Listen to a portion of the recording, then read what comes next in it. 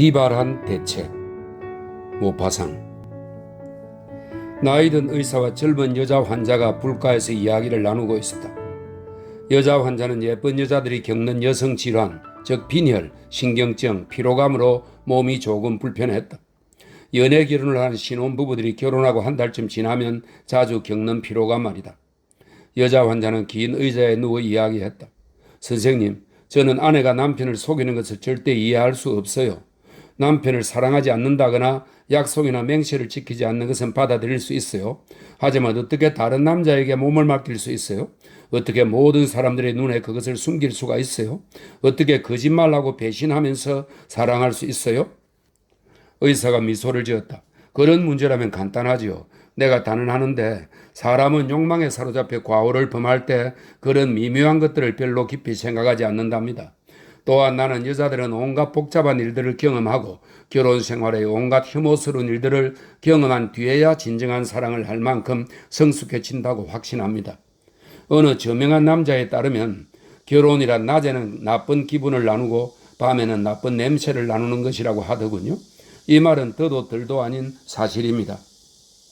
여자는 결혼한 뒤에야 열정적으로 사랑할 수 있어요. 여자를 집에 비유하면 남편이 회반죽을 바른 뒤에야 제대로 거주할 만하다고 말할 수 있을 겁니다. 배신 행위를 숨기는 것으로 말하면 여자들은 그럴 수밖에 없어요. 소박한 사람들이 솜씨도 좋지요. 그들은 매우 어려운 경우들도 능란하게 해결한답니다. 하지만 젊은 여자 환자는 믿지 못하는 눈치였다. 아니에요, 선생님. 사람들은 대개 일이 벌어진 뒤에야 어떻게 대처해야 했는지 알아차려요. 그리고 남자들보다 여자들이 훨씬 더 정신 못 차리고 덤벼드는 경향이 있어요. 의사가 두 팔을 들어 올렸다. 일이 벌어진 뒤에야 라고 말씀하셨나요?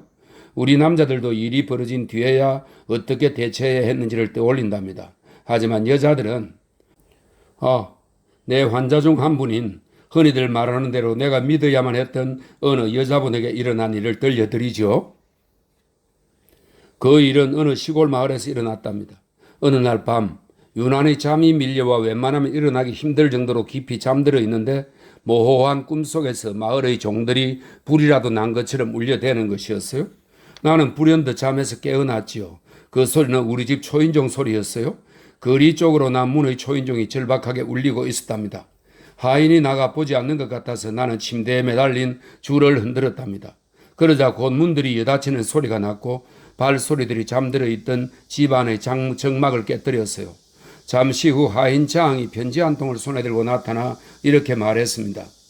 르리에브르 부인께서 심혜웅 박사님이 즉시 댁에 들러주기를 간곡히 청하십니다. 나는 잠깐 생각해 보았답니다. 신경발작, 히스테리, 뭐 그런 것들이겠지? 그날 나는 너무 피곤했답니다. 그래서 이렇게 대답했어요. 심혜웅 박사는 몸이 편치 않아서 동료 의사 보네 씨를 대신 부르시기를 긴히 부탁드린다고 전하게. 나는 짤막한 편지 한 장을 써서 하인에게 건네준 뒤 다시 잠을 청했습니다. 30분쯤 지난 뒤 또 초인종이 울렸습니다. 장이 다시 와서 나에게 말하더군요. 누가 찾아오셨습니다. 남자분인지 여자분인지 잘 모르겠습니다. 얼굴을 꽁꽁 싸매고 있었어요. 아무튼 빨리 박사님과 이야기를 하고 싶다는군요. 사람 2명의 목숨이 달린 일이라고 합니다. 나는 몸을 일으키고 말했습니다. 들어오시라고 하게. 그리고 침대에 앉아 기다렸어요. 이었고 검은 유령 같은 형체가 모습을 드러냈습니다. 그 형체는 장이 밖으로 나가자마자 자신의 얼굴을 드러냈어요. 다름 아닌 베르트 르리에브르 부인이었습니다. 3년 전 마을의 뚱뚱한 상인과 결혼한 젊은 여자였지요. 그 상인은 인근에서 제일 예쁜 여자와 결혼했다는 평판을 듣고 있었어요. 그녀의 얼굴은 지독히도 창백했고 미친 사람의 얼굴에 나타날 법한 경련이 일고 있었습니다. 손도 떨리고 있었지요.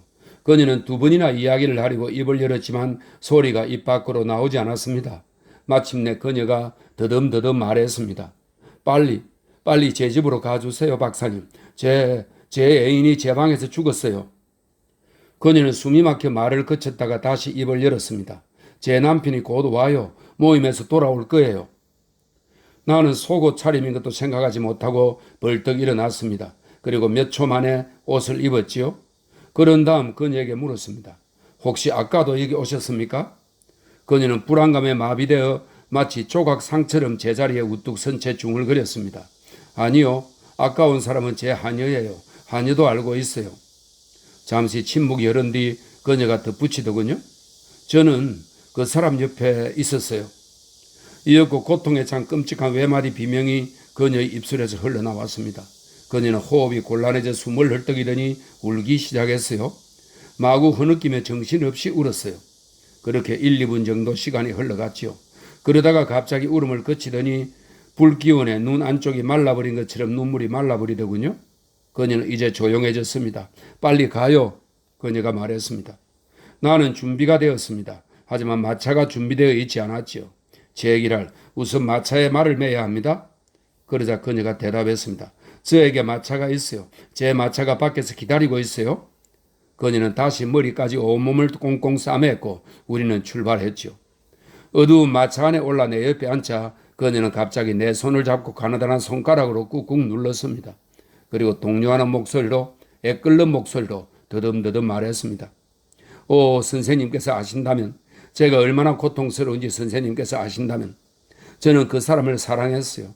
6달 전부터 그 사람을 분별 없는 여자처럼 미친 듯이 사랑했어요. 내가 물었습니다. 지금 댁의 사람들은 깨어 있습니까? 그녀가 대답했어요. 아니요, 로즈 말고는 아무도 깨어 있지 않아요. 로즈는 모든 것을 알고 있고요.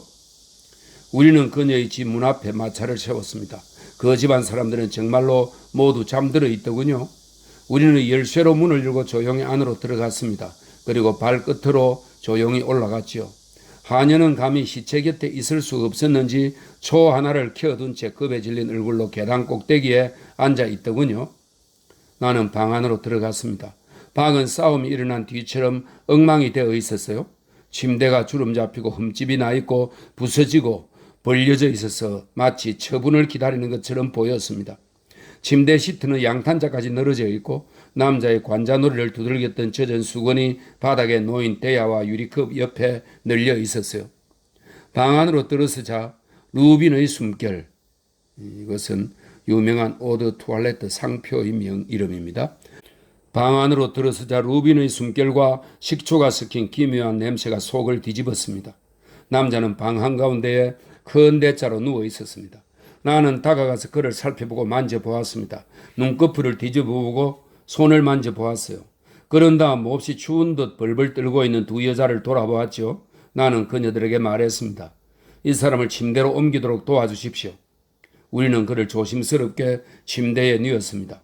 그런 다음 내가 그의 심장을 청진하고 입가에 거울을 대보았습니다. 이윽고 나는 중얼거렸지요. 자, 끝났습니다. 어서 옷을 입힙시다. 눈 뜨고 보기 끔찍한 장면이었습니다.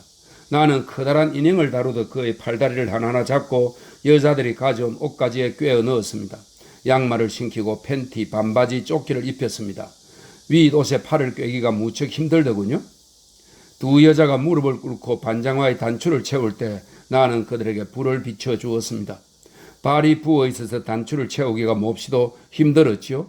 단추 구멍을 찾기가 힘들어서 여자들의 머리핀을 사용했습니다. 소름 끼치는 몸단장이 끝나자 나는 남자의 모습을 찬찬히 살펴본 뒤 이렇게 말했습니다. 머리를 좀 빗겨야겠어요? 하녀가 여주인의 얼레빗과 소를 가지러 갔습니다. 하지만 하녀는 손을 뜨느라 본의 아니게 머리카락 몇 올을 뽑고 헝클었어요. 르리에브르 부인이 하녀의 손에서 빗을 거치게 낚아채더니 마치 애무하듯 부드럽게 머리카락을 가다듬어 주더군요. 가르마를 다시 타고 턱수염을 솔질한 뒤 손가락으로 콧수염을 돌돌 말았어요. 사랑이 가져다주는 친숙함 때문에 그렇게 하는 것이 습관이 되어 있는 것 같았습니다. 갑자기 그녀가 손안에 쥔 것을 놓더니 애인의 무기력한 머리를 손으로 쥐고 오랫동안 바라보았어요. 슬프게도 그 얼굴은 더 이상 그녀에게 미소 짓지 않을 터였습니다. 그녀는 그에게 달려들어 두 팔로 그를 꼭 끌어안고는 격렬하게 입맞춤을 했습니다. 그녀의 입맞춤이 그의 다문 입술에, 생기가 꺼진 눈에, 관자놀이에, 이마에 소나기처럼 쏟아졌습니다. 그런 다음 그녀는 그가 아직도 들을 수 있는 것처럼 포옹을 더 열렬하게 만들어주는 말을 중얼거리는 것처럼 그의 귓가로 입을 가져갔습니다. 그녀는 애절한 목소리로 연이어 10번을 되뇌었습니다. 잘까요, 자기? 그때 주시계가 자정을 알렸습니다. 나는 소스라쳤습니다. 제기할 자정이에요. 남편분 모임이 끝나는 시간입니다. 자, 부인 힘을 내세요.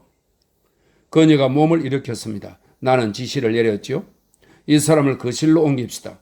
우리 세 사람은 그의 시신을 들어 옮겼습니다. 그를 소파에 앉힌 뒤 촛대에 불을 켰죠. 거리로 난 문이 열리고 무겁게 다시 닫히는 소리가 났습니다. 벌써 남편이 온 것입니다. 내가 외쳤습니다. 로저, 빨리 수건과 대야를 가져와요. 그리고 방을 깨끗이 치워요. 서둘러요, 제기랄. 르리에브르 씨가 돌아왔어요. 잠시 후 나는 르리에브르 씨에게 다가가 말했습니다. 르리에브르 씨, 내가 무척 난처한 지경에 빠졌습니다. 내 친구가 나를 이 집에 데려왔고 우리는 당신 아내와 함께 늦게까지 이야기를 나누었습니다. 그러던 중 친구가 갑자기 쓰러졌어요. 2시간 전부터 치료를 했는데도 계속 의식이 돌아오지 않아요. 낯선 사람들을 부르고 싶지는 않습니다. 그러니 그 친구를 아래로 옮기도록 좀 도와주십시오. 그 친구 집으로 데려가서 더 치료해 보겠습니다. 르리에브르 씨는 내 말을 듣고 깜짝 놀랐지만 의심 없이 모자를 벗더니 이제는 위험하지 않은 자신의 연적을 팔로 붙잡았습니다. 나는 마치 말처럼 막대 2개 사이에 내 몸을 비끄러맸습니다. 그리고 르리에브르 부인이 불을 밝혀놓은 계단을 내려갔지요. 현관 앞에 다다르자 나는 시신을 다시 이렇게 세우고 마부를 속이기 위해 이렇게 말했습니다.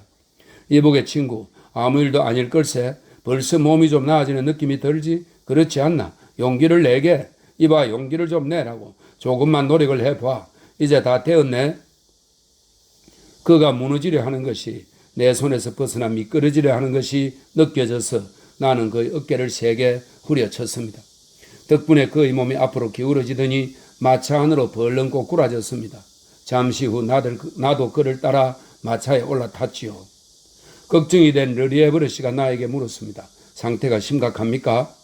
나는 미소를 지으며 대답했습니다. 아닙니다. 그리고 그의 아내를 바라보았습니다. 그녀는 자신의 합법적인 배우자의 팔을 낀 채 어둑한 마차 밑바닥에 한쪽 눈길을 던지고 있었습니다.